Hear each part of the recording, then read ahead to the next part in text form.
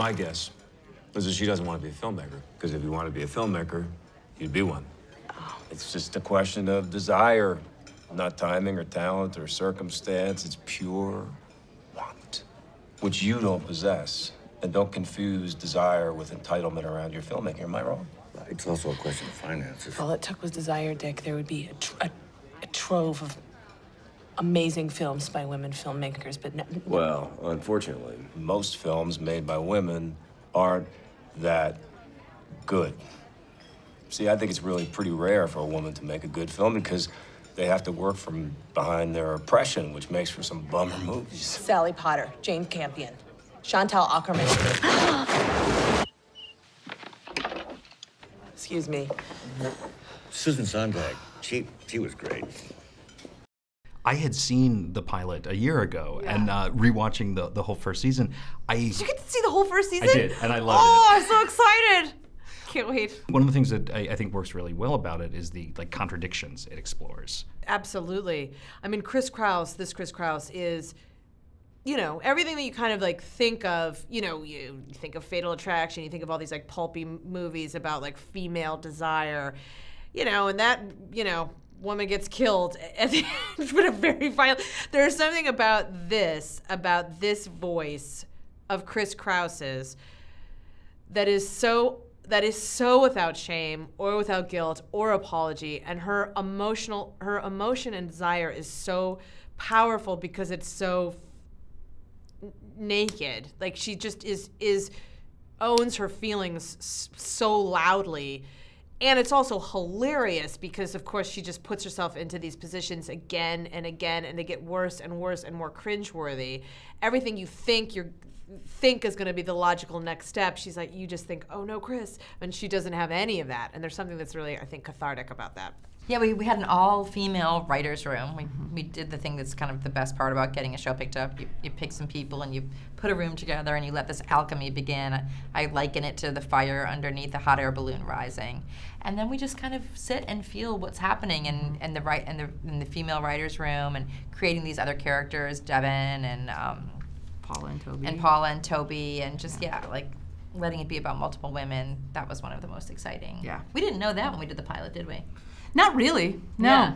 We had inklings about where things could be going. We had little charts and plans, but we didn't know what was organically going to feel right when you start looking at a season. It's such an interesting exploration of gender roles, but also just what anyone is trying to say as an artist. And I'm curious, sitting down with Jill Soloway, what was the first conversation like? First conversation had a lot to do with whether or not I was a nice guy or not, because for whatever reason, Jill has a very strong agenda at that point in her life that she wanted, a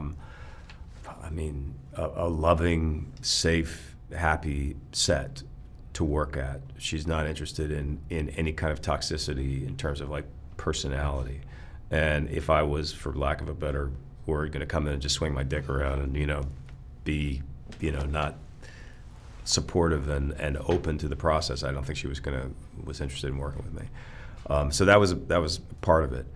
And then our conversation turned to where the show might go and whether or not we would have a chance to see past the objectification of this character, whether or not we would get a chance to get, we see a lot of his outside, the horse and the hat and, all that kind of stuff, but I of course wanted to know what we would see in terms of his inside.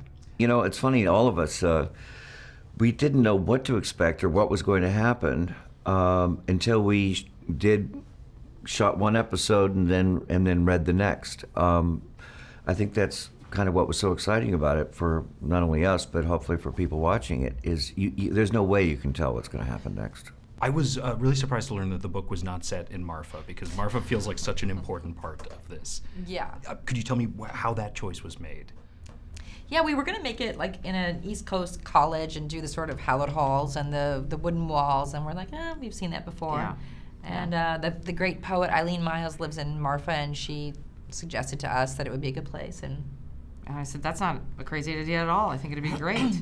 And it also was wonderful for this iconic image of who we wanted to create our Dick to be, very different from the book, and having him actually live on a working ranch and wear a cowboy hat, unironically, because that's, he lives out in the sun and shoots snakes and that kind of thing. So it just really puffed up what we could do and how we could play with that idea of masculinity.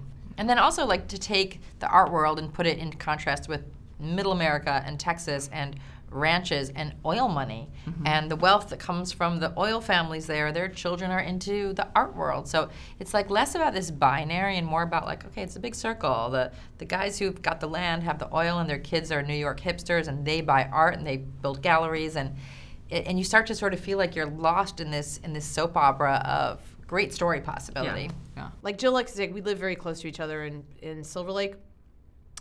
And or we had, now we've moved, but but we would take walks together, kind of like to figure it out. And so we kind of, the birth of this kind of happened over a series of walks.